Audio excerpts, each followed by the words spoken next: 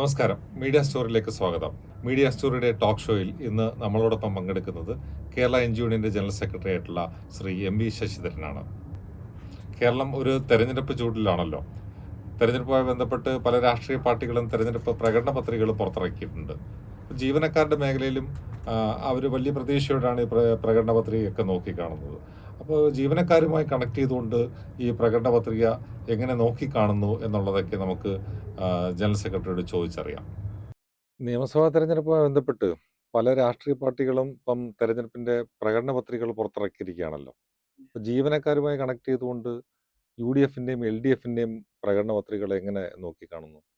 സാധാരണയായി എല്ലാ രാഷ്ട്രീയ പാർട്ടികളും തെരഞ്ഞെടുപ്പിൻ്റെ മുന്നോടിയായിട്ട് പ്രകടന പത്രിക ഇറക്കാറുണ്ട്. ജനങ്ങൾ വളരെ പ്രതീക്ഷയോടെയാണ് ഈ പ്രകടന പത്രികയെ നോക്കിക്കാണുന്നത്. നേരത്തെയൊക്കെ പ്രകടന പത്രിക പല രാഷ്ട്രീയ പാർട്ടികളും പ്രഹസനമാക്കി വിടലാണ് പതിവുണ്ടായിരുന്നത്. എന്നാൽ കഴിഞ്ഞ 2 ടേമിലും ഒന്നാം ഇടതുപക്ഷ ജനാധിപത്യ മുന്നണി സർക്കാരിൻ്റെയും രണ്ടാം പിണറായി സർക്കാരിൻ്റെയും കാലഘട്ടങ്ങളിൽ പ്രകടന പത്രികയിൽ പറയുന്ന കാര്യങ്ങൾ വളരെ കൃത്യമായി നടപ്പിലാക്കുന്നതിന് വേണ്ടി ശ്രദ്ധിച്ചിരുന്നു. അത് വളരെ മാതൃകയാക്കാൻ പറ്റുന്ന ഒരു സംഗതിയാണ്. ഓരോ വർഷവും ഇത് സംബന്ധിച്ചൊരു പരിശോധന നടത്തുകയും പ്രോഗ്രസ് റിപ്പോർട്ട് പുറത്തുവിടുകയും ആ പ്രോഗ്രസ് റിപ്പോർട്ടിന്മേൽ ജീവനക്കാർക്ക്, ജനങ്ങൾക്ക് എല്ലാവർക്കും അഭിപ്രായം പറയുവാനുള്ള ഒരവസരം ലഭിക്കുകയും ചെയ്തു.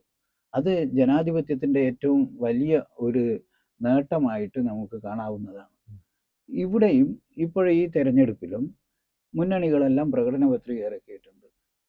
ജീവനക്കാരെ സംബന്ധിച്ചും ഞങ്ങൾ പരിശോധിച്ചു ഈ പ്രകടന പത്രികയിൽ പറയുന്നത്.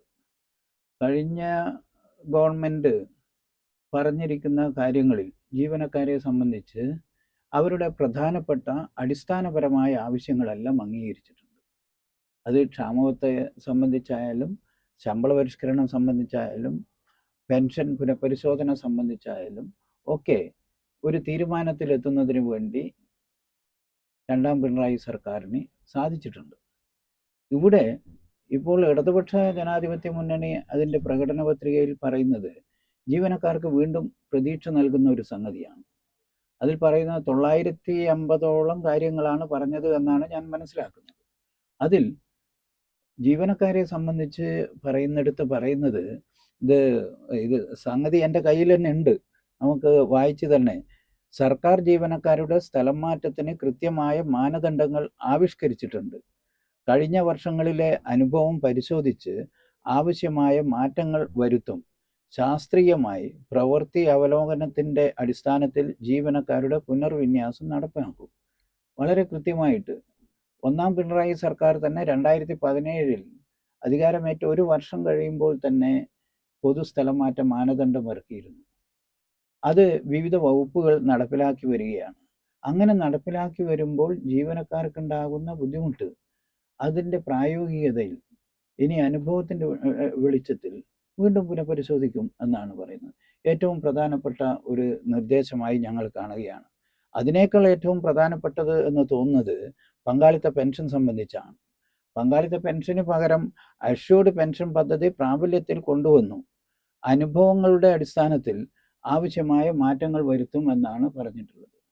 2013 നമുക്കെല്ലാം അറിയാം, 2013 നിലവിലുള്ള പഴയ പെൻഷൻ പദ്ധതി നിർത്തലാക്കിക്കൊണ്ട് UDF സർക്കാർ NPSന്റെ ഭാഗമാക്കി മാറ്റുകയും പങ്കാളിത്ത പെൻഷൻ പദ്ധതി നടപ്പിലാക്കുകയും ചെയ്തു. ഫലത്തിൽ അത് പെൻഷൻ ഇല്ലാതാക്കുന്ന ഒരു സ്ഥിതിയാണ്. നമുക്കറിയാം, ചില ആളുകളൊക്കെ ഈ കാലയളവിൽ അപൂർവം ചില ആളുകൾ റിട്ടയർ ചെയ്തിട്ടുണ്ടായിരുന്നു. വെറും നാമമാത്രമായ കാശാണ് കിട്ടുന്നത്. 1200, 1300 ഇതാണ് പെൻഷൻ കിട്ടുന്നത്. ഫലത്തിൽ ഇല്ലാത്തതിന് തുല്യമാണ്. ഇപ്പോൾ ഇടതുപക്ഷ സർക്കാർ കൊടുക്കുന്ന സാമൂഹ്യ സുരക്ഷാ പെൻഷനേക്കാൾ കുറവായ പെൻഷനാണ് പങ്കാളിത്ത പെൻഷൻകാർക്ക് കിട്ടുന്നത്. അത് അന്ന് UDF സർക്കാർ ചെയ്ത ഒരു നടപടിയുടെ ഭാഗമായിട്ടാണ്, ദ്രോഹ നടപടിയുടെ ഭാഗമായിട്ടാണ് ഇന്ന് ജീവനക്കാർ അത് അനുഭവിക്കുന്നത്. അതിന് പകരം പെൻഷൻ ഇല്ലാത്ത ഒരു സ്ഥിതിക്ക് പകരം അത് പുനഃപരിശോധിക്കും എന്നാണ് അന്ന് ഇടതുപക്ഷ ജനാധിപത്യ മുന്നണി അതിൻ്റെ പ്രകടന പത്രികയിൽ പറഞ്ഞത്. അത് പുനഃപരിശോധിച്ചു. അഷ്യൂർഡ് പെൻഷൻ പദ്ധതി നടപ്പിലാക്കി. എന്നാൽ ജീവനക്കാർക്ക് ആവശ്യം പഴയ പെൻഷൻ പദ്ധതിയിലേക്ക് പോകണമെന്ന് തന്നെയാണ്. പക്ഷേ അത് ഞങ്ങൾ കാണുന്നത് അതിനെ പഴയ പെൻഷൻ പദ്ധതിയിലേക്ക് പോകുവാനുള്ള ഒരു ചുവടുവെപ്പായിട്ടാണ് ഈ പെൻഷൻ പദ്ധതിയെ നമ്മൾ കാണുന്നത്. ഇപ്പോൾ ഈ പ്രകടന പത്രികയിൽ പറഞ്ഞിട്ടുള്ളതും അനുഭവങ്ങളുടെ വെളിച്ചത്തിൽ മാറ്റം വരുത്തുമെന്നാണ്. അനുഭവങ്ങളുടെ വെളിച്ചത്തിൽ മാറ്റം വരുത്താൻ പൊതുവെ ഇടതുപക്ഷത്തിൻ്റെ ഒരു നയം എന്ന് പറയുന്നത് പങ്കാളിത്ത പെൻഷന് എതിരാണ്. അതുകൊണ്ട് തന്നെ OPS പോവാനുള്ള എല്ലാ സാധ്യതയും വാതിലുകളും തുറന്നിട്ടുകൊണ്ടാണ് ഈ പ്രകടന പത്രികയിൽ പറഞ്ഞിരിക്കുന്നത്. എന്നാൽ UDF പ്രകടന പത്രികയുണ്ട്. UDF പ്രകടന പത്രികയും ഇവിടെ നമ്മുടെ മുന്നിലുണ്ട്. അതിൽ പറഞ്ഞിരിക്കുന്നത് സർക്കാർ ജീവനക്കാർ പെൻഷൻകാർ എന്ന് പറഞ്ഞിട്ടുള്ളത് സംസ്ഥാനത്തെ നിലവിലെ പുതിയ പെൻഷൻ പദ്ധതി സർക്കാർ ജീവനക്കാർക്ക് അനുകൂലമായ രീതിയിൽ പരിഷ്കരിക്കും. പദ്ധതി സംബന്ധിച്ച് ഇതര സംസ്ഥാന സർക്കാരുകൾ ഇതിനോടകം നടപ്പാക്കിയ ജീവനക്കാർക്ക് അനുകൂലമായ മാറ്റങ്ങൾ നടപ്പിലാക്കും. പിന്നെ പറഞ്ഞത് DCRG, മിനിമം പെൻഷൻ, കുടുംബ പെൻഷൻ എന്നീ ആനുകൂല്യങ്ങൾ നടപ്പിലാക്കും. ഇത് ഞങ്ങൾ പറയാനുള്ളത് ഈ പ്രകടന പത്രികയിൽ ഇത് UDF വെക്കേണ്ടി വന്നത് എന്തുകൊണ്ടാണ്? അത് വെക്കേണ്ടി വന്നത് ഇതേ UDF 2011 അധികാരത്തിൽ വന്നിട്ട് ഈ പെൻഷൻ എടുത്തു കളഞ്ഞത് കൊണ്ടാണ് ഇപ്പൊ ഇങ്ങനെ വെക്കേണ്ടി വന്നത്. അതുപോലെ തന്നെ DCRGയും കമ്മ്യൂട്ടേഷനും ഫാമിലി പെൻഷനും ഒക്കെ അന്ന് ഇല്ലാതാക്കി. അതിൻ്റെ ഭാഗമായിട്ടാണ് ഇന്ന് ഈ പ്രകടന പത്രികയിൽ അന്ന് ഇവർ തന്നെ, എന്നിട്ട് അന്നത്തെ മുഖ്യമന്ത്രിയായ ഉമ്മൻചാണ്ടി പറഞ്ഞത് അന്നത്തെ ഗവൺമെന്റിന്റെ ഏറ്റവും വലിയ ഭരണ നേട്ടം എന്ന് പറയുന്നത്, അദ്ദേഹം അങ്ങനെ തന്നെ പറഞ്ഞു. എന്നോട് ചോദിച്ചാൽ ഈ ഗവൺമെന്റിന്റെ ഏറ്റവും വലിയ ഭരണ നേട്ടം എന്ന് ചോദിച്ചാൽ ഞാൻ പറയുക പങ്കാളിത്ത പെൻഷൻ പദ്ധതി നടപ്പിലാക്കിയെന്നാണ്. അത്രമാത്രം അങ്ങനെ നടപ്പിലാക്കിയതിൻ്റെ ഭാഗമായിട്ടാണ് ഇപ്പോൾ അന്ന് അവർ പറഞ്ഞത് ഇത് മികച്ച പദ്ധതിയാണ് എന്നാണ്.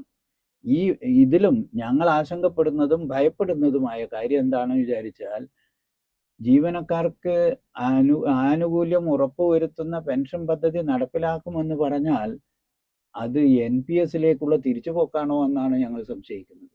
കാരണം 2013 ഇത് നടപ്പിലാക്കിയപ്പോൾ ഞങ്ങളൊക്കെ സമരത്തിൽ ഏർപ്പെട്ടിരുന്നു. ആ സമരത്തിൽ ഏർപ്പെട്ടിരുന്നപ്പോൾ ആ സമരത്തിന് എതിരായി നിന്നവരും ഞങ്ങൾക്കിടയിലുള്ള ജീവനക്കാർക്കിടയിലുള്ള ചില സർവീസ് സംഘടനകളും പറഞ്ഞതും അന്ന് പ്രചരിപ്പിച്ചതും പത്രങ്ങളിലൂടെയും അതുപോലെ തന്നെ നോട്ടീസും മറ്റു പ്രസ്താവനകളിലൂടെയും ഒക്കെ പറഞ്ഞത് ഇത് വലിയ നേട്ടാണ്, കോടികളുടെ ലാഭത്തിന്റെ കണക്കാണ് അന്ന് പറഞ്ഞത്. അതിൽ മാറ്റം വന്നിട്ടില്ല.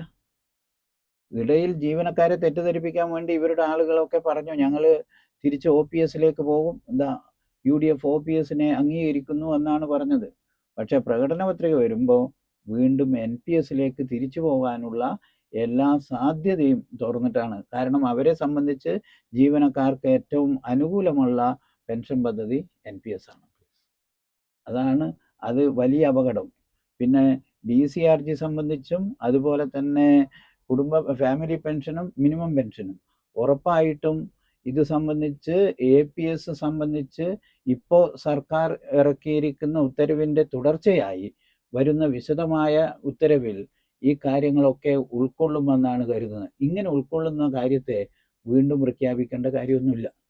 മറ്റൊന്ന് 5 വർഷത്തിലൊരിക്കൽ ശമ്പള പരിഷ്കരണം നടത്തുമെന്ന് പറഞ്ഞിട്ടാണ് അതിൻ്റെ ഉത്തരവായി നടപടി തുടങ്ങി. ആ നടപടി തുടങ്ങിയതിനെ സംബന്ധിച്ചാണ് ഇപ്പോൾ ശമ്പള പരിഷ്കരണം നടപ്പിലാക്കുമെന്ന് പറയുന്നത്. മാത്രമല്ല അവിടെ പറഞ്ഞിട്ടുള്ളത് ഇപ്പോൾ ശമ്പള പരിഷ്കരണം 5 വർഷം അനുസരിച്ച് നടപ്പിലാക്കുമെന്ന് പറഞ്ഞവർ 10ാം ശമ്പള പരിഷ്കരണം നടപ്പിലാക്കിയപ്പോൾ ആ ശമ്പള കമ്മീഷന്റെ ശുപാർശയിൽ പറയുന്നത് ഈ നിർദ്ദേശങ്ങൾ, ആ കമ്മീഷൻ പറഞ്ഞത് ഞങ്ങൾ മുന്നോട്ട് വെച്ചിരിക്കുന്ന നിർദ്ദേശങ്ങൾ 10 വർഷക്കാലത്തേക്കുള്ളതാണ്, 10 വർഷത്തിലൊരിക്കൽ ശമ്പളം പരിഷ്കരിച്ചാൽ മതി എന്നാണ് പറഞ്ഞതിൻ്റെ അർത്ഥം. അത് അന്ന് തത്വത്തിൽ UDF അംഗീകരിച്ചതാണ്. എന്നിട്ട് ഇപ്പോഴും വന്നിട്ട് ആളെ പറ്റിക്കാൻ വേണ്ടി പറയുകയാണ് 5 വർഷത്തിലൊരിക്കൽ. ഇപ്പം നടപ്പിലായ തീരുമാന നടപടിയിലേക്ക് നീങ്ങിയ ശമ്പള പരിഷ്കരണത്തെ സംബന്ധിച്ചാണ് പറയുന്നത്. ഇതൊക്കെ ജീവനക്കാരെ പറ്റിക്കാൻ വേണ്ടിയിട്ടുള്ള ഒരു നടപടിയും ഞങ്ങൾ വളരെ ഭീഷണിയോടെയാണ്, ആശങ്കയോടെയാണ് ഇതിനെ കാണുകയും ചെയ്യുന്നത്, ഈ പ്രകടന പത്രികയെ കാണുന്നത്. ഈ ശമ്പള പരിഷ്കരണവും DCRG ഒക്കെ തരാമെന്നാണ് UDFന്റെ പ്രകടന പത്രത്തിൽ പറയുന്നത്. ഇത് ഈ അടുത്ത സമയത്ത് നമ്മുടെ പ്രതിപക്ഷ നേതാവ് VD സതീശൻ ഒരു മാധ്യമത്തിൽ കൊടുത്തൊരു ഇന്റർവ്യൂവിൽ ജീവനക്കാരെല്ലാം സമ്പന്നരാണ്, അവർക്ക് പൈസ കൊടുക്കേണ്ട ആവശ്യമില്ല എന്നൊരു പ്രസ്താവന നടത്തുകയുണ്ടായി. ഇതും അതുമായിട്ട് എങ്ങനെ കണക്ട് ചെയ്ത് പറയാൻ പറ്റും? അത് UDF എല്ലാ കാലത്തും UDFന്റെ നേതാക്കന്മാർ ജീവനക്കാരെ സമ്പന്നന്മാരായിട്ടും ഖജനാവ് കുത്തിച്ചോർത്തുന്നവർ ഇങ്ങനെയുള്ള വിശേഷണങ്ങൾ നൽകിയിരുന്നു. പണ്ട് 84 തന്നെ അന്നത്തെ മുഖ്യമന്ത്രിയായിരുന്ന K കരുണാകരൻ ജീവനക്കാർ ആനുകൂല്യത്തിന് ചോദിച്ചപ്പോൾ, അവകാശത്തിന് ചോദിച്ചപ്പോൾ പോത്തിനോട് ചോദിച്ചിട്ടല്ല മുഖം വെക്കുന്നു എന്ന് പറഞ്ഞ ആളാണ്. അതുപോലെ തന്നെ 2002 അന്നത്തെ മുഖ്യമന്ത്രിയായ AK ആന്റണി പറഞ്ഞത് ഇവരെ കൊണ്ട്, ജീവനക്കാരെ കൊണ്ട് ഒരു ഗുണവുമില്ല, സർക്കാർ ഓഫീസിൽ ഇവർ പോയിട്ട് ഒരു കാര്യമില്ല, സർക്കാർ ഓഫീസ് ഒരു മാസം പൂട്ടിക്കിടന്നാലും ഒരു ചുക്കും സംഭവിക്കില്ല എന്ന് പറഞ്ഞ് ജീവനക്കാരെ ആക്ഷേപിച്ച് ജീവനക്കാരെയും കർഷകരെയും തെറ്റിച്ചതാണ്. പിന്നീട് ഉമ്മൻചാണ്ടി വന്നപ്പോഴും പറഞ്ഞത് ഇതാണ്, ഖജനാവിൻ്റെ ഭൂരിഭാഗവും ചെലവഴിക്കുന്നത് ശമ്പളവും പെൻഷനും കൊടുക്കാനാണ്, അതുകൊണ്ട് അത് വെട്ടിക്കുറയ്ക്കുകയാണ്. അങ്ങനെയാണ് പങ്കാളിത്ത പെൻഷൻ നടപ്പിലാക്കിയതിനെ ന്യായീകരിച്ചത്. ഇപ്പോൾ പ്രതിപക്ഷ നേതാവ് VD സതീശൻ പറഞ്ഞതും സർക്കുലർ എക്കോണമിയെക്കുറിച്ചാണ് അദ്ദേഹം പറയുന്നത്. ആ സർക്കുലർ എക്കോണമിയെക്കുറിച്ച് അദ്ദേഹം പറയുമ്പോൾ പറഞ്ഞിട്ടുള്ളത്, ജീവനക്കാർക്ക് 1000 രൂപ മാർക്കറ്റിൽ വരണമെങ്കിൽ പാവപ്പെട്ടവർക്ക് മാത്രമേ കൊടുക്കാൻ പാടുള്ളൂ, പണക്കാർക്ക് കൊടുക്കരുത്, സമ്പന്നന്മാർക്കും ജീവനക്കാർക്കും കൊടുക്കരുത്, അവർക്ക് കൊടുത്താൽ ബാങ്കിൽ ഡെപ്പോസിറ്റ് ചെയ്യുകയാണ് ചെയ്യുക എന്ന്. ഇതാണ് UDFൻ്റെയും അതിൻ്റെ നേതാക്കന്മാരെയും ജീവനക്കാരെ സംബന്ധിച്ചുള്ള ചിന്ത, മനോഭാവം. അതുകൊണ്ട് ഈ പറയുന്ന ഇപ്പോൾ പ്രകടന പത്രികയിൽ പറഞ്ഞിരിക്കുന്ന കാര്യം, ഞാൻ അതാണ് നേരത്തെ പറഞ്ഞത്, പെൻഷൻ NPSലേക്ക് പോകാനാണ് സാധ്യത. അതിൻ്റെ ഇതാണ് DCRGയും അതുപോലെ തന്നെ മറ്റ് ആനുകൂല്യങ്ങളും ഒക്കെ പിടിച്ചു വെക്കും, തരില്ല എന്നതിൻ്റെ തെളിവാണ് സമ്പന്നന്മാരാണ് എന്ന് പറയുന്നത്. അതുവഴി വളരെ പ്രധാനപ്പെട്ട ഒരു കാര്യമാണ് അദ്ദേഹം നേടുന്നത്. വളരെ ആസൂത്രിതമായി പറഞ്ഞ പദങ്ങളാണ്, പ്രയോഗങ്ങളാണ് എന്നാണ് ഞങ്ങൾ കരുതുന്നത്. കാരണം ജീവനക്കാരെല്ലാം സമ്പന്നന്മാരാണ് എന്ന് പറഞ്ഞാൽ പിന്നെ ഒരു ആനുകൂല്യം കൊടുക്കേണ്ടതില്ല, എല്ലാം പാവപ്പെട്ടവർക്കാണ് കൊടുക്കേണ്ടത് എന്ന് പറഞ്ഞാൽ ജീവനക്കാരുടെ അവകാശാനുകൂല്യങ്ങൾ കവരുന്നതിൽ എളുപ്പമുണ്ട്. നേരത്തെ 2002 പരീക്ഷിച്ച ഒരു സംഗതിയാണ് അവർ. ആ പരീക്ഷിച്ച സംഗതിയാണ് 7ാം ശമ്പള പരിഷ്കരണം. നായനാർ സർക്കാർ ജീവനക്കാർക്ക് വാരിക്കോരി കൊടുത്തതുകൊണ്ട് ജീവനക്കാരെ, ഈ കർഷകരുടെ മറ്റ് ജനവിഭാഗങ്ങളുടെ ആവശ്യങ്ങൾ അംഗീകരിക്കാൻ പറ്റുന്നില്ല എന്ന്. അതിൻ്റെ ഭാഗമായിട്ടാണ് കർഷകർക്ക് 500 കോടി കൊടുക്കാൻ വേണ്ടിയിട്ട് അവരുടെ ആനുകൂല്യങ്ങൾ ഞങ്ങൾ കവരുന്നു എന്ന് പറഞ്ഞിട്ടാണ് അന്ന് 2002 ജനുവരി 16 ഉത്തരവ്. ജീവനക്കാർ ആ ഉത്തരവ് അങ്ങനെ പെട്ടെന്ന് മറക്കില്ല. ജനുവരി 16 ഒരു ഉത്തരവ്, GOP 56/2002 എന്ന് പറഞ്ഞിട്ട് ഒരു ഉത്തരവ് ഇറക്കിയത്. ആ ഉത്തരവിനെ തുടർന്നാണ് ശമ്പളം പോലും ആദ്യ ആഴ്ചയിൽ കൊടുക്കണ്ട, ആദ്യ പ്രവൃത്തി ദിവസങ്ങളിൽ കൊടുക്കണ്ട എന്ന് പറഞ്ഞു.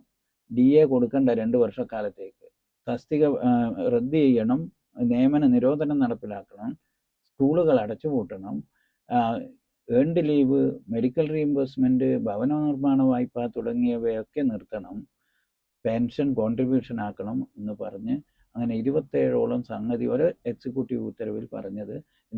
അതിൻ്റെ പേരിൽ സമരം ചെയ്തപ്പോൾ നാട്ടുകാരെ നമുക്കെതിരെ, ജനങ്ങളെ, കർഷകരെയൊക്കെ നമുക്കെതിരെ തിരിക്കാൻ വേണ്ടി ഉപയോഗിച്ചതാണ് കർഷകർക്ക് 500 കോടി കൊടുക്കാനാണ് പിടിച്ചത് എന്ന് പറഞ്ഞു. അതേ പ്രയോഗമാണ് ഇപ്പോഴും നടത്തുന്നത്. ഇതിനു മുന്നേ തന്നെ VD സതീശൻ പറഞ്ഞ മറ്റൊരു പ്രസ്താവനയുണ്ട്, അതുകൂടി ചേർത്ത് വായിക്കണം ഇതുമായി വെച്ച്. അതായത് ഖജനാവിൽ പൂച്ച പെറ്റ് കിടക്കുന്നുവെന്ന്. ഖജനാവിൽ പൂച്ച പെറ്റ് കിടക്കുന്നു എന്നാണ് VD സതീശൻ ഇപ്പോൾ പറഞ്ഞിരിക്കുന്നത്. 2002 അന്നത്തെ മുഖ്യമന്ത്രി AK ആന്റണി പറഞ്ഞത്, ഖജനാവ് തുറന്നപ്പോൾ അവിടെ പാറ്റ, മൂട്ട തുടങ്ങിയവയാണ് ഉള്ളത് എന്നാണ്. അന്ന് പാറ്റയും മൂട്ടയാണെങ്കിൽ ഇന്ന് പൂച്ച എന്ന പ്രയോഗം മാത്രം നടത്തിയുള്ളൂ. ഇത് 2 പ്രയോഗങ്ങൾ നടത്തുന്നത് ജീവനക്കാരുടെ അവകാശാനുകൂല്യങ്ങൾ കവരാനാണ്. അതിനാണ് ഈ പ്രസ്താവന. സമാനമായ പ്രസ്താവന തന്നെയാണ് രമേശ് ചെന്നിത്തലയും നടത്തിയിട്ടുള്ളത്, ഫെസിലിറ്റേറ്റർ ആയാൽ മതിയെന്ന്. ആ ഫെസിലിറ്റേറ്റർ ആയാൽ മതി എന്ന് പറഞ്ഞാൽ അത് ഇപ്പം കേന്ദ്ര സർക്കാർ നടപ്പിലാക്കുന്ന ഏർപ്പാടാണ്. അതോടെ തസ്തിക വെട്ടിച്ചുരുക്കലും നിയമന നിരോധനവും നല്ല രീതിയിൽ നടത്തുന്നതിന് വേണ്ടിയിട്ടുള്ള സൗകര്യം ഉണ്ടാക്കുക എന്നതാണ് ചെയ്തുകൊണ്ടിരിക്കുന്നത്. അതുകൊണ്ട് ജീവനക്കാരെ സംബന്ധിച്ച് വലിയ ആശങ്കയുണ്ട്. ഈ രാഷ്ട്രീയ സാഹചര്യത്തിൽ ഇപ്പോഴുള്ള ബദൽ തുടരുന്നതിനെ സംബന്ധിച്ചും അവരുടെ അവകാശാനുകൂല്യങ്ങൾ സംരക്ഷിക്കുന്നതിനെ സംബന്ധിച്ചും ആശങ്കകൾ കൂടിയുണ്ട്. അതുകൊണ്ട് ആ ആശങ്കകൾ പരിഹരിച്ചുകൊണ്ട് തന്നെ ഈ രാഷ്ട്രീയമായ പോരാട്ടത്തിൽ ജീവനക്കാരുടെ അവകാശ ആനുകൂല്യങ്ങൾ സംരക്ഷിക്കപ്പെടണം എന്നതാണ് ഞങ്ങളുടെ ഒരു കാഴ്ചപ്പാട്. ഈ സംസ്ഥാന സിവിൽ സർവീസിലെ വനിതാ ജീവനക്കാരിൽ ബഹുഭൂരിപക്ഷവും KSRTC ബസ്സിൽ യാത്ര ചെയ്യുന്നവരാണല്ലോ. UDF പ്രകടന പത്രികയിലെ ഒരു വാഗ്ദാനം സ്ത്രീകൾക്ക് സൗജന്യ KSRTC യാത്രയാണ്. KSRTCയുടെ സ്ഥിതി നമുക്കറിയാം, ഇപ്പം മെച്ചപ്പെട്ട് വരുന്ന ഒരു അവസരമാണ്. അപ്പോൾ ഇതൊക്കെ നടപ്പിലാക്കിയ KSRTCക്ക് അത് താങ്ങാനാവുമോ? അത് സൗജന്യ യാത്രയൊക്കെ താങ്ങാനാവുമോ? അപ്പോൾ ഈ വാഗ്ദാനം നടപ്പാക്കാൻ വേണ്ടി പറയുന്നതാണോ എന്ന ഒരു സംശയം വിദഗ്ധരൊക്കെ ചോദിക്കുന്നുണ്ട്. അപ്പോൾ ഇത് എങ്ങനെയാണ് നോക്കിക്കാണുന്നു? ഇത് നമുക്ക് കേട്ടാൽ വലിയ മനോഹരമായ ഒരു സംഗതിയായി തോന്നുന്നു. ഞാൻ വനിതകൾക്കെതിരായിട്ടോ ഈ ആനുകൂല്യം കിട്ടുന്നതിന് തടസ്സമായി നിൽക്കുകയല്ല ചെയ്യുന്നത്. അതിൻ്റെ പ്രായോഗികത മാത്രം നോക്കിയാൽ മതി. KSRTC UDF ഭരിക്കുമ്പോൾ KSRTCയുടെ സ്ഥിതി എന്താണെന്നറിയാം, നമുക്കെല്ലാവർക്കും അറിയാം. അന്ന് KSRTCയുടെ ചുമതലയുണ്ടായിരുന്നത് അരിയടം മുഹമ്മദിനാണെന്നാണ് എനിക്ക് തോന്നുന്നത്, അന്നത്തെ മന്ത്രി. അരിയടം മുഹമ്മദ് തന്നെ പറഞ്ഞത് ഇത് സ്വയം നിന്നു പോകും, ഇനി ഞാനായിട്ടൊന്നും ചെയ്യാനില്ല, ഇത് സ്വയം നിന്നു പോകും എന്നാണ്. ആ നിന്നു പോകുമെന്ന് ആ വകുപ്പിൻ്റെ മന്ത്രി തന്നെ പറഞ്ഞെടുത്തെന്നാണ് പിന്നീട് ഇടതുപക്ഷ സർക്കാർ അതിനെ ശരിയാക്കിയെടുത്ത് ഇപ്പോൾ നേരാംവണ്ണം ആക്കിയത്. ജീവനക്കാർക്ക് പല ഘട്ടങ്ങളിലും ശമ്പളം കൊടുക്കാൻ പറ്റിയിരുന്നില്ല, പെൻഷൻ കൊടുക്കാൻ പറ്റിയിരുന്നില്ല, വണ്ടി നേരാംവണ്ണം റോഡിലിറക്കാൻ പറ്റിയിരുന്നില്ല. ഇതൊക്കെ ഘട്ടം ഘട്ടമായിട്ട് സർക്കാരിൻ്റെ സഹായത്തോടു കൂടി നല്ല മാനേജ്മെൻറ്റ് സിസ്റ്റത്തിൽ അത് പരിഹരിച്ച്, അത് വെറുതെ പരിഹരിച്ചതല്ല. അന്ന് അരിയടം മുഹമ്മദ് ഇത് സ്വമേധയെ പൂട്ടിപ്പോകുമെന്ന് പറയുമ്പോൾ ആ പൂട്ടാൻ വേണ്ടി ഒരു മന്ത്രി വേണ്ട, തുറക്കാനാണ് ഒരു മന്ത്രി വേണ്ടത് എന്ന നിലപാടാണ് പിന്നീട് വന്ന ഇടതുപക്ഷ സർക്കാർ എടുത്തത്. അതുകൊണ്ട് തന്നെ അത് തുറക്കാൻ വേണ്ടിയിട്ട് പൊതുമേഖലയോടുള്ള ഒരു നിലപാട് കൂടിയാണ് അതിൻ്റെ ഭാഗം. ആ പൊതുമേഖലയെ ശക്തിപ്പെടുത്താനുള്ള നിലപാടിൻ്റെ ഭാഗമായി KSRTCയെ ശക്തിപ്പെടുത്തി കൊണ്ടുവന്നു. ഇപ്പം അതിൽ KSRTC മെച്ചപ്പെട്ടു വരികയാണ്. അങ്ങനെ മെച്ചപ്പെട്ടു വരുന്ന KSRTC സൗജന്യ യാത്ര കൊടുക്കുക എന്നൊക്കെ പറയുന്നത് സന്തോഷകരമാണ്. പക്ഷേ ഏറ്റവും വലിയ രസം ഇത് കൊടുക്കാൻ വേണ്ടിയിട്ടല്ല. ഇപ്പൊ ഈ വയനാട്ടിൽ വീട് വെക്കാൻ പറഞ്ഞില്ലേ, ഇപ്പം എവിടെയാണ് കല്ല് എന്ന് ഒരാൾ പറയുന്നത് പിന്നെ കല്ലിട്ടു പണി തുടങ്ങി, മറ്റാൾ പറയുന്നത് കല്ല് തന്നെ കാണുന്നില്ല, ഇത് ഏത് ആനക്കാട്ടിലാണ് എന്ന് പോലും ആളുകൾക്ക് അറിയില്ല. ഇങ്ങനെയാണ് ഏറ്റവും ഒടുവിൽ വളരെ വിവാദങ്ങൾ ഇപ്പോൾ നടക്കുകയല്ലേ ചെയ്യുന്നത്. ആ ഫണ്ട് എത്ര പിരിച്ചു, എങ്ങനെയാണ് ചെലവഴിച്ചത്, ഇനി എന്താ ചെയ്യുക? ഇപ്പം എല്ലാവർക്കും വീട് കൊടുക്കും എന്ന് പറഞ്ഞ് പാവപ്പെട്ട ആളുകൾ സർക്കാർ വീട് കൊടുക്കുമ്പോൾ അവരിൽ നിന്ന് വേണ്ടാന്ന് എഴുതി കൊടുത്ത് 15 ലക്ഷം വാങ്ങിയിട്ട് പോയവരോട് ഇപ്പോൾ പറയാണ് വീട് എവിടെയാണ് നോക്കി. അങ്ങനെയുള്ള ഒരു വീട് വാഗ്ദാനം ചെയ്തു, നല്ല മോഹന വാഗ്ദാനം. ഇപ്പം എന്നിട്ട് പറയാണ് ഞങ്ങളടുത്ത് പൈസ ഇല്ല, എല്ലാം സ്ഥലം എടുത്തപ്പോൾ തന്നെ തീർന്നിരിക്കുന്നു. അതേ സ്ഥിതിയാണ് KSRTCയെ സംബന്ധിച്ച്. UDF ഭരണത്തിൽ വന്നു എങ്കിൽ ഒരു സംശയവും വേണ്ട, KSRTC തകരും. ബസ് ഓടിയാലല്ലേ സൗജന്യ യാത്ര നടക്കൂ. പിന്നെ ഇത് നടപ്പിലാക്കേണ്ട അവർക്ക് തന്നെ അറിയാം. ബസ് ഓടില്ല, ബസ് കട്ടപ്പുറത്തേക്ക് പോകും, കട്ടപ്പുറത്തേക്ക് പോയാൽ പിന്നെ എന്ത് സൗജന്യ യാത്ര? അതുകൊണ്ട് അതെല്ലാവർക്കും അറിയാം, പൊതുമേഖലയോട് നേരത്തെ തന്നെ UDF എടുത്ത്. അതുകൊണ്ട് അതൊക്കെ വെറുതെ ഒരു വ്യാമോഹം വരുത്തുന്നതിന് വേണ്ടിയിട്ടുള്ള ചില പ്രചരണങ്ങളായിട്ട് ഞങ്ങൾ അതിനെ കാണുന്നുള്ളൂ. ഈ ഏപ്രിൽ മാസത്തെ ശമ്പളത്തോടൊപ്പം 10% DA കിട്ടിയപ്പം 35% DA ജീവനക്കാരുടെ കൈകളിലെത്തി. എന്നാലും ഈ മുടങ്ങിയ കുടിശ്ശിക തുക 8 ഗഡുക്കളായി അടുത്ത സാമ്പത്തിക വർഷം നൽകുമെന്ന് പറഞ്ഞത് അത് പാലിക്കപ്പെടുമോ എന്നൊരു സംശയം ജീവനക്കാരിലുണ്ട്. മറ്റൊന്ന്, ഈ ശമ്പള പരിഷ്കരണം യഥാസമയത്ത് നടപ്പിലാകുമോ എന്നൊരു സംശയമുണ്ട്. ഇത് രണ്ടിനെയും എങ്ങനെ നോക്കി കാണുന്നു? അതിൽ ജീവനക്കാർക്കിടയിൽ ആശങ്കയുണ്ടാക്കുന്നതിന് വേണ്ടിയിട്ടാണ് ചില വാർത്തകൾ ഇപ്പോൾ ചില ആളുകൾ ഉണ്ടാക്കി വിടുന്നത്. സർക്കാർ തുടക്കം മുതൽ തന്നെ പറഞ്ഞത് സാമ്പത്തികമായിട്ട് ചില ബുദ്ധിമുട്ടുകളുണ്ട്. അതിന് വിവിധങ്ങളായ കാരണങ്ങളുണ്ട്. ഒന്ന്, തുടർച്ചയായ ഇപ്പോൾ കുടിശ്ശിക സംബന്ധിച്ച് അനുവദിക്കുന്നത് സംബന്ധിച്ച് ഉത്തരവിറക്കി കഴിഞ്ഞു സർക്കാർ. ആ ഉത്തരവിറക്കിയിരിക്കുന്ന ഉത്തരവിൽ തന്നെ വളരെ വ്യക്തമായിട്ട് സർക്കാർ പറഞ്ഞിട്ടുള്ളത്, അത് ഉത്തരവ് വായിച്ചു നോക്കിയാൽ നിങ്ങൾക്ക് കാണാം. അതിൻ്റെ 2ാമത്തെ ഖണ്ഡികയിൽ പറയുന്നത് തുടർച്ചയായ പ്രകൃതിക്ഷോഭങ്ങളും കോവിഡ് മഹാമാരിയും അതുപോലെ തന്നെ കേന്ദ്ര സർക്കാർ സ്വീകരിക്കുന്ന നിഷേധ നിലപാടുകളും. ഇപ്പോൾ 2.5 ലക്ഷം കോടിയോളം ഈ 5 വർഷത്തിനിടയിൽ അർഹതപ്പെട്ട സാമ്പത്തിക വിഹിതം സംസ്ഥാനത്തിന് കേന്ദ്ര സർക്കാർ നൽകിയില്ല. കേന്ദ്ര സർക്കാർ അതിൻ്റെ രാഷ്ട്രീയം കളിക്കുകയായിരുന്നു.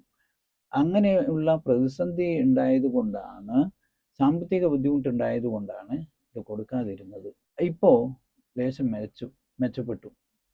മികച്ച ധനമാനേജ്മെൻറ്റ് വഴി സാമ്പത്തിക സ്ഥിതി, സംസ്ഥാനത്തിൻ്റെ തനത് വരുമാനം വർദ്ധിച്ചിട്ടുണ്ട്. ആ തനത് വരുമാനം എനിക്ക് തോന്നുന്നത്, ഓർമ്മ ശരിയാണെങ്കിൽ 2021-22 കാലഘട്ടത്തിൽ 58,341 കോടിയായിരുന്നു തനത് വരുമാനം. അത് ഘട്ടം ഘട്ടമായി തൊട്ടടുത്ത വർഷം 70,000 കോടിയായി, അതിനടുത്ത വർഷം 77,000 കോടിയായി, പിന്നീട് അത് 85,000 കോടിയായി.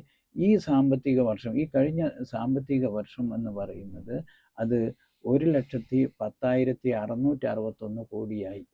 58,000 കോടിയിൽ നിന്നാണ് 1,10,10,000 കോടിയിലേക്ക് വർദ്ധിക്കുന്നത്.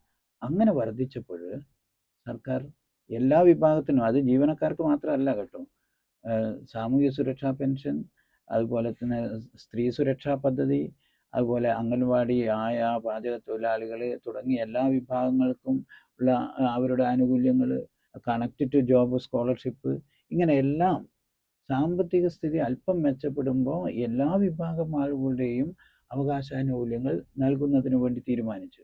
ജീവനക്കാർക്കും അവരുടെ കുടിശ്ശികയായ 13% ക്ഷാമബത്ത അനുവദിച്ചു. നിങ്ങൾ നേരത്തെ പറഞ്ഞതുപോലെ ഈ മാസം എല്ലാവർക്കും ഏറ്റവും മിനിമം 3,000 രൂപയിൽ കൂടുതൽ അധികം ശമ്പളം കിട്ടും. ഇനി മുതൽ എല്ലാ മാസവും കിട്ടാൻ പോവുകയാണ്. DA കിട്ടും. അതുപോലെ തന്നെ ഇനി അതിൻ്റെ കുടിശ്ശികയാണ്. കുടിശ്ശിക സംബന്ധിച്ച് സർക്കാർ വളരെ വ്യക്തമാക്കിയതാണ്, അത് അനുവദിക്കും. അതിൻ്റെ, ഞാൻ വീണ്ടും പറയുകയാണ്, ആ ഉത്തരവിൻ്റെ 3ാമത്തെ ഖണ്ഡികയിൽ പറയുകയാണ്, ക്ഷാമബത്ത കുടിശ്ശിക 8 ഗഡുക്കളായി 2026-27 സാമ്പത്തിക വർഷം അനുവദിച്ചുകൊണ്ട് ഉത്തരവാകുന്നു. അതിൽ പിന്നെ എന്താ സംശയിക്കേണ്ട കാര്യമുള്ളത്? ഇനിയുള്ളത് ആ സാമ്പത്തിക വർഷം മുതൽ കൊടുക്കുന്നത് PF-ലേക്കാണോ, ഇൻ ക്യാഷാണോ, PF-ലേക്കാണെങ്കിൽ എപ്പോഴും വിഡ്രോ ചെയ്യാം എന്ന് വ്യക്തമാക്കേണ്ട കാര്യമുള്ളൂ. ബാക്കിയെല്ലാം ഇത് അനുവദിച്ച ഉത്തരവായി. ഇനി അതിൽ ഒരാശങ്കയുടെയും കാര്യം ഇല്ല. മാത്രമല്ല, ബജറ്റിൽ തുക നീക്കി വെച്ചിട്ടുമുണ്ട്.